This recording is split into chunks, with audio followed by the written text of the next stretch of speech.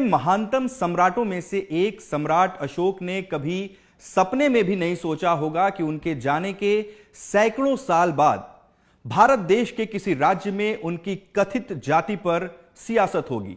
लेकिन यही सच है।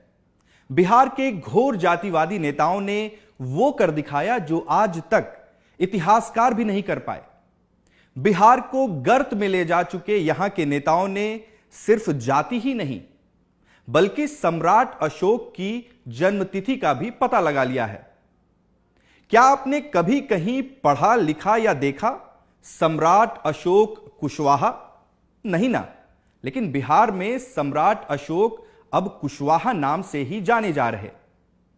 कुछ साल पहले तक उनको तेली बताने की भी कोशिशें हुई हैं। 4 मई 2015 को गांधीनगर में दिए जलते हैं नामक टीवी सीरियल का मुहूर्त हुआ।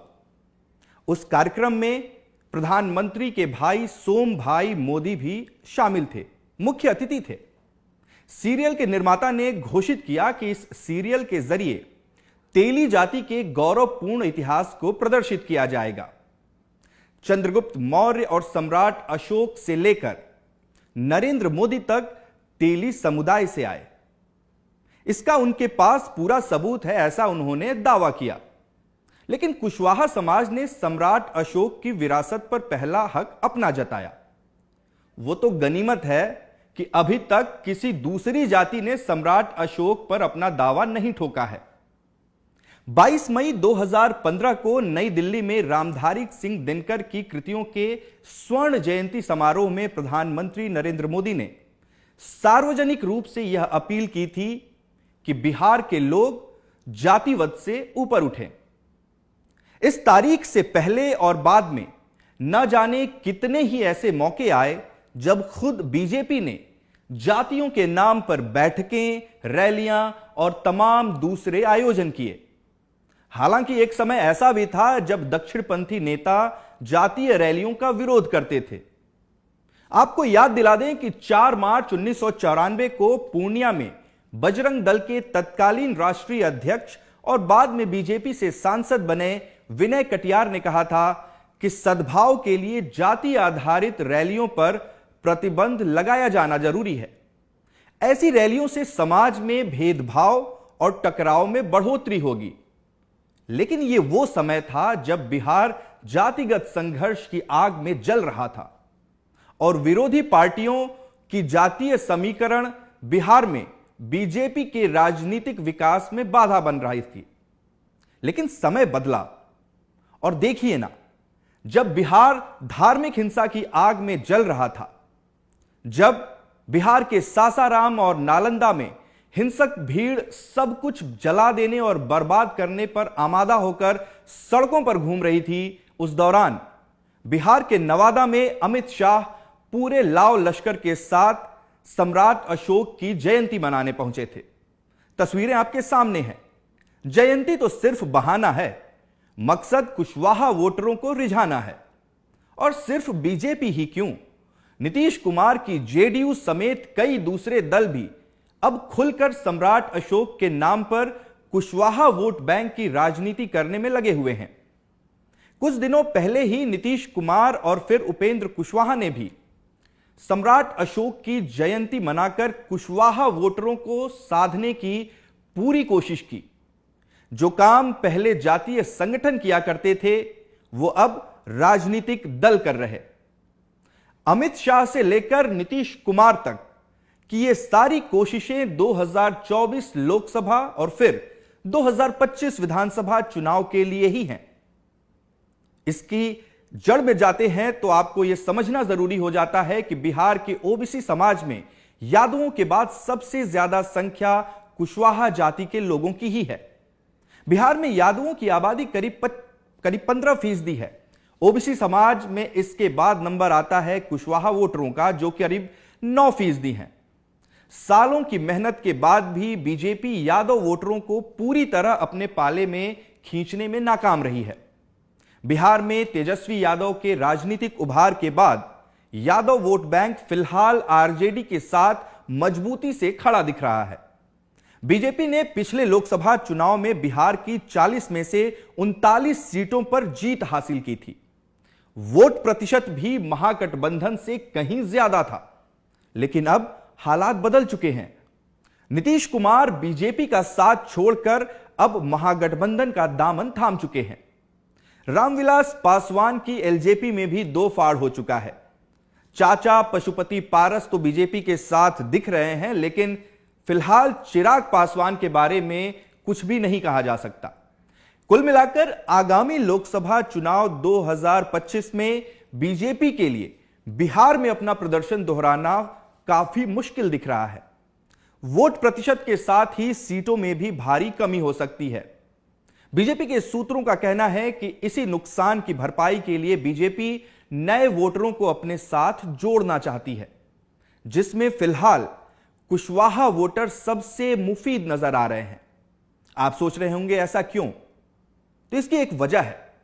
एक समय पर लव कुश यानी कुर्मी कोयरी नीतीश कुमार के कोर वोटर माने जाते थे, लेकिन समय के साथ नीतीश के वोट बैंक में बिखराव हुआ, जिसकी बानगी हमने पिछले चुनावों में भी देखी।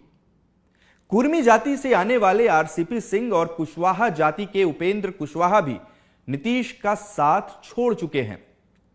इसलिए नीतीश कुमार भी अपने कोर वोट बैंक को दोबारा से एकजुट करने और अपने पास वापस लाने में लगे हुए हैं।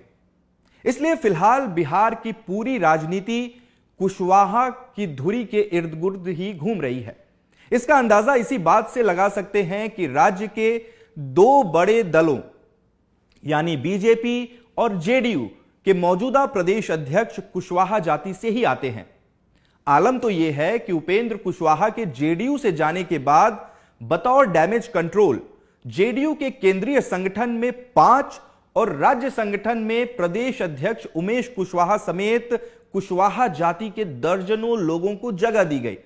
यह दरअसल कुशवाहा वोटरों की नाराजगी से बचने का तरीका था। बीजेपी ने भी अपने कुशवाहा समाज से आने वाले सम्राट चौधरी को प्रदेश अध्यक्ष बनाकर अपना उद्देश्य जाहिर कर दिया है। इसलिए अब तमाम राजनीतिक दलों में सम्राट अशोक की विरासत पर दावा जताने की होड़ लगी हुई है और इसी बहाने कुर्मी कोयरी वोटरों को अपने पाले में करने की कोशिश भी हो रही है। लेकिन यह कोशिश कोई नई नहीं है।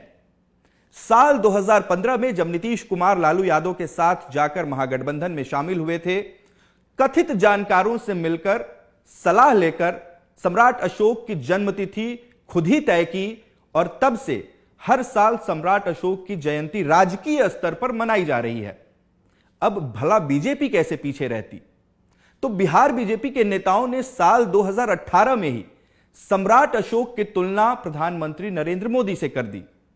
तब मंगल पांडे ने कहा था, शौर्य, करुणा, विकास के जो गुण सम्राट अशोक में थे वही नरेंद्र मोदी में भी हैं।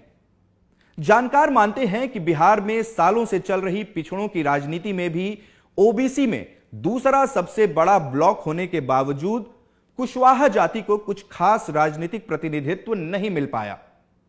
रिपोर्ट्स के मुताबिक आजादी के बाद से बिहार में केवल एक कुशवाहा मुख्यमंत्री रहे हैं, सतीश कुमार सिंह, जिन्हें कांग्रेस ने 1968 में सिर्फ 5 दिनों के लिए चुना था। वह भी बीपी मंडल को सीएम बनाने की कांग्रेस की योजना को सक्षम बनाने के लिए एक स्टॉप ओवर की तरह था। अन्य कुशवाहा नेता स्वर्गीय जगदेव प्रसाद रहे हैं, जो 1974 में पुलिस फायरिंग में मारे गए थे। उनके बेटे नागमणि हैं, जो कभी कुशवाहा नेता का टैग लेकर चलते थे, लेकिन बिहार की राजनीति में कोई खास मकाम हासिल नहीं कर पाए। हालांकि वाजपेयी सरकार में वह केंद्रीय मंत्री जरूर बने। समता पार्टी के संस्थापक और पूर्व सांसद शकुनी चौधरी भी रहे हैं, जो कि पूर्व फौजी थे और कभी लालू और नीतीश दोनों के ही बेहद करीबी थे। अब उनके बेटे सम्राट चौधरी बीजेपी के प्रदेश अध्यक्ष बनाए गए हैं। इनके अलावा चंद्रदेव प्रसाद वर्मा और उपेंद्र प्रसाद वर्मा जैसे मुख्य कुशवाहा नेता भी बिहार की राजनीति में आए और गए।